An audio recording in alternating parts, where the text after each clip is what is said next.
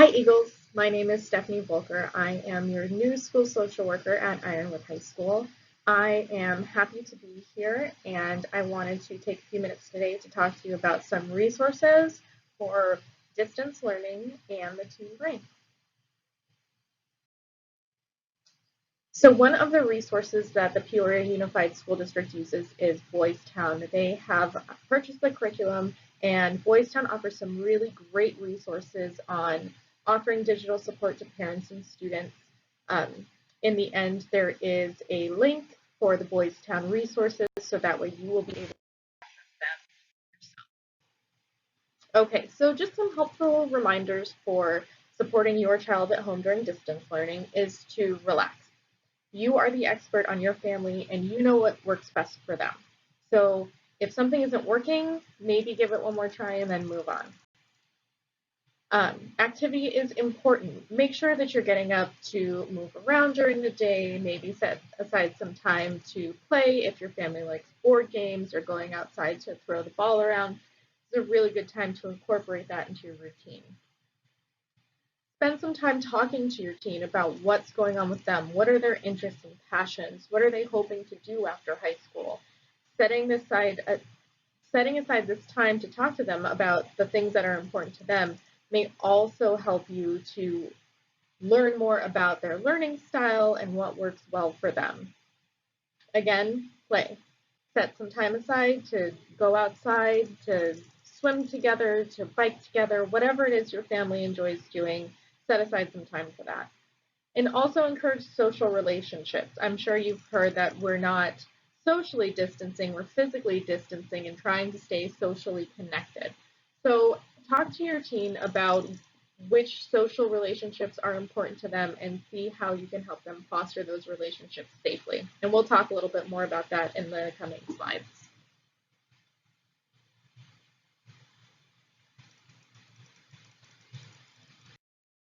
So staying connected is a good way to help foster those social relationships that are very important to teens and to us too. So staying connected is a two-way street. Maybe your teen has some advanced technological skills that they can share with you to help you connect and foster your relationships. Talk to your teen about what it means to your family to be safe. What does it mean in terms of social distancing? How can you help them reach out to their friends and family members that maybe are social distancing in a different way than you are? Talk it. Talk to them, check in with them, talk about privacy and safe virtual presence. So, what type of information is safe to share online, things like that. And then also on the slide, we have some resources for how to stay active, just some ideas for exercises or activities that you could do together with your students. So we want you to make the most of working and learning from home. So one of the most important things is to follow a school day schedule. Ask your team, where's your school schedule? Which classes do you have? Is there a class that's more important or more challenging that you need extra time to focus on? And work with them to set up a schedule that follows their learning style as well as help keeps them on track. By setting up a routine, this helps increase focus, increase productivity, and also is going to reduce some of those feelings of anxiety. So if your teen has reported, I'm feeling a little bit nervous or anxious about this, and I'm not sure if I can do distance learning, having a routine and predictability is going to decrease some of those feelings of anxiety. While you're setting up this routine, give them praise for the things that they're doing well. It takes up to 2 weeks to set a new routine, and as many of us know, it's really easy to sometimes forget, one little detail when we're worried about other things, and that's no different for our children. So you see them, I've seen you work really hard this week on, making sure you're getting to class on time and spending that extra time finishing up your work independently. And I've also seen you writing in your planner, which is really great because I know that organizational skills don't come naturally to you. So I'm very proud. So reinforcing those positive behaviors that we want to see with praise is going to increase the likelihood that you'll see those positive behaviors again. And who doesn't want to see positive behaviors at home? So by using praise, you can also increase the likelihood that your student will continue to do the things that you want them to do and that they need to do. Additionally, encouraging kindness and respect is one thing that you can foster at home that will translate into the classroom, eventually translate back to campus, and that way they can practice those skills with their teachers and peers too. So when they see you practicing kindness and respect towards others, they will mirror that behavior. And one more tip for making the most of working and learning from home is to encourage reading. And it doesn't have to be an academic book, it doesn't have to be a novel, it could be a comic book, a graphic novel, a magazine, an online blog that they really like, just something to get their minds working in a different way. Um, Reading for pleasure also increases vocabulary and comprehension in the same way that reading like an academic text would. So just encourage it. Ask them questions. I saw you reading. Tell me a little bit about it. I saw you reading a blog on how to bake the world's best banana bread. What's in the bread so we can get it at the store this week. Just things like that. And that's also part of that talking to them about their likes and their passions, and you're also facilitating some of those connections that teens need as well. Another important aspect of working from home is to set up your space. Research shows that having a dedicated learning space is also going to be just as important in increasing the focus and productivity that you want your team to have. So having a dedicated space, it doesn't have to be fancy. It doesn't have to be their own separate office with lighting and plants. It could just be a place at the kitchen table that they know where their work is going to be done. So we had spoken previously about keeping that school routine and the importance of having the routine to increase productivity and focus and reduce feelings of anxiety. So dedicated learning spaces are always a good idea. And keeping their computer, their extra supplies in one space. Maybe they have a backpack and today they want to work out in the yard on the patio. And then in the afternoon they want to come in and sit at the counter. So having their stuff in one place, having a dedicated space where they can sit and work is going to help reduce irritability and anxiety and increase their productivity and focus. This last bullet point down here on the bottom is going to take you to those daily doses of support. Boys Town has 45 of them that you can access that will talk to you about helping to make the working from home, learning from home work for you and your family. So I wanted to talk to you a little bit about the teen brain and what that looks like in terms of learning at home, kind of dealing with some of these new situations that have come up in the past few months. So adolescence is a time of many neurological changes. So the brain is pruning, so breaking connections and also making connections to make the kind of the transition from the child brain to the adult brain to make it more efficient and more effective. So when we talk about teens a lot, we hear that hormones will, they have raging hormones and teenagers are these hormonal creatures, and that may not be the case. What you're seeing here is a rise in hormones, which is developmentally appropriate, but it's those neurological connections and prunings that are causing a little bit of this behavior that people may attribute to hormones. So the need to assert independence comes from these neurological changes. Developmentally, they're in a stage where they're trying out new things. They're starting to remove that egocentric lens, so thinking about themselves all the time, and they're starting to see a little bit more existentially. So what's out there in the world? So going out there, experiencing these things is developmentally appropriate. And we'll talk a little bit more about that in the future slides.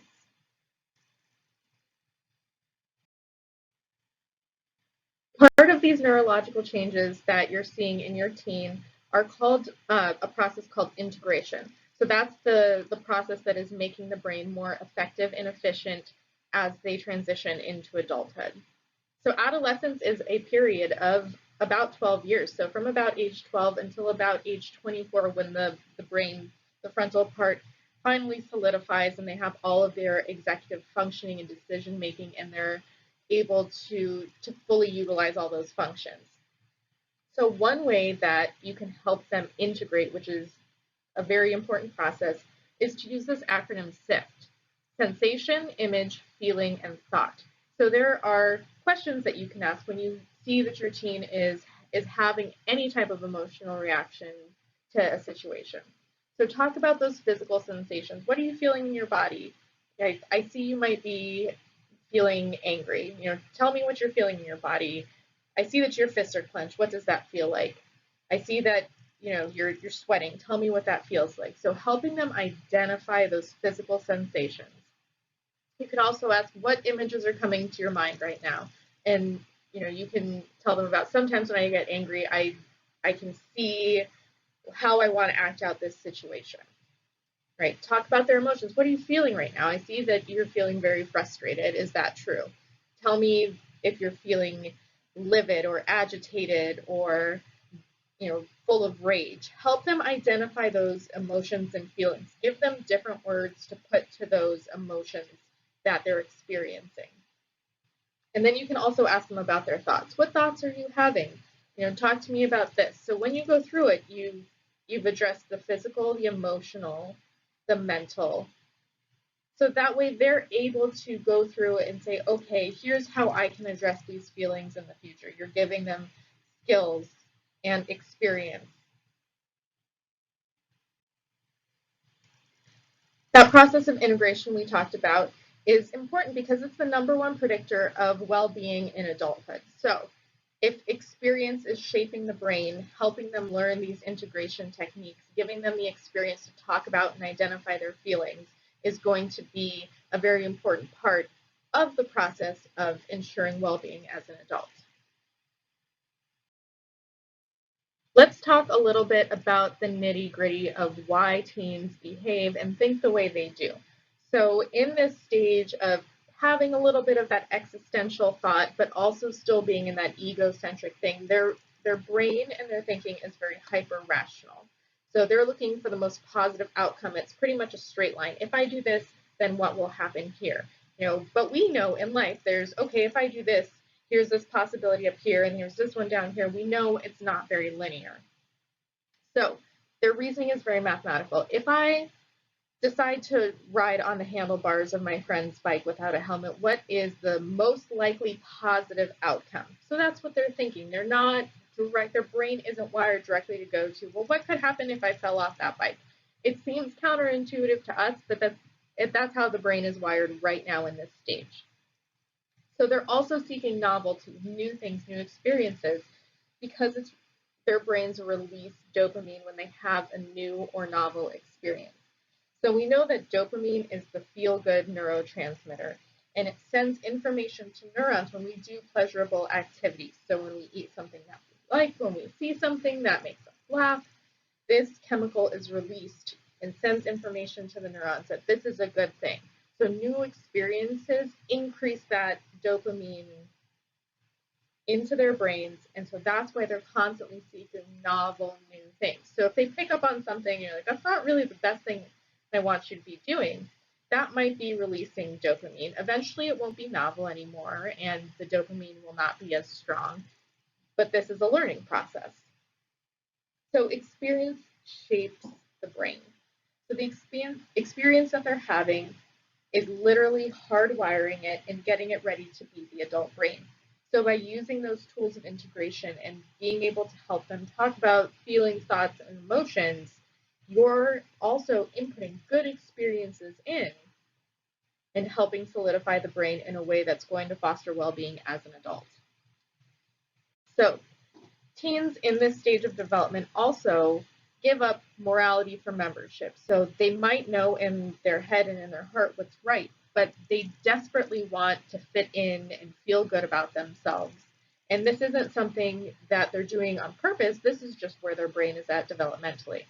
So always remind them, if something doesn't feel right, it likely isn't right. You need to follow your heart, follow your gut, because sometimes the brain is thinking, oh, this is what I want to do because this is going to give me what I need.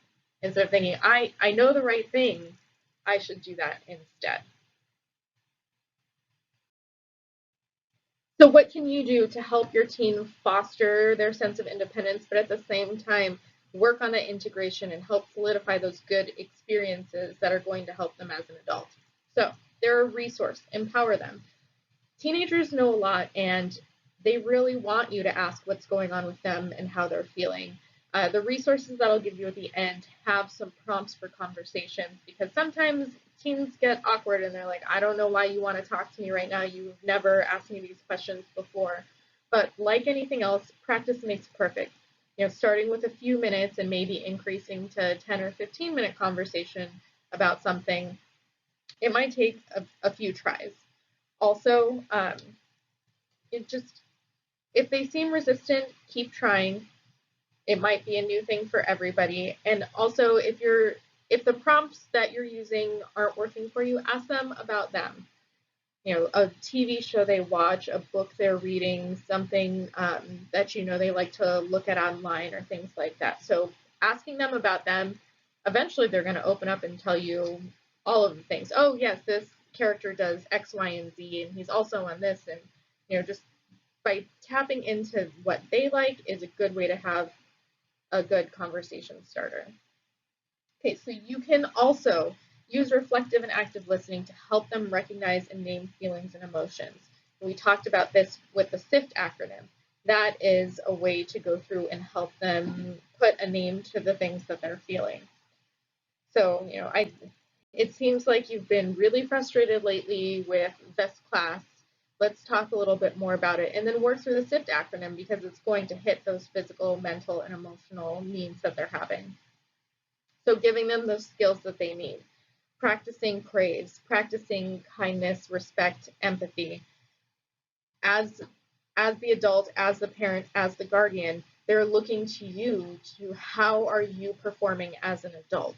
They are watching you, even if you think they're not watching, or if they criticize you and say, this is ridiculous, I don't know why you're doing that. They are still taking it in and seeing it, and that's how they're basing off how an adult acts. So giving them the skills that they need. And also, lastly, work together to learn and develop new skills.